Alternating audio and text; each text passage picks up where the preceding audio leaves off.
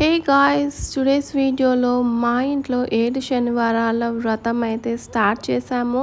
So దేవుడికి నైవేద్యం prepare చేసి ఇలా పిండి దీపాలు ప్రిపేర్ చేసి సో దేవుణ్ణి అలంకరణ అయితే ఇలా చేసుకొని పూజ అయితే చేసుకున్నాము. ఈ 7 శనివారాల వ్రతం అత్యంత పవిత్రమైన వ్రతము. ఈ 7 శనివారాల వ్రతం ఆచరించడం వల్ల మనకి శనిగ్రహం నుంచి వచ్చే కఠినమైన బాధల నుంచి మనకు విముక్తి లభించి కీర్తి, శాంతి, అష్టైశ్వర్యాలు కలిగి మనకు వెంకటేశ్వరుని అనుగ్రహం లభిస్తుంది.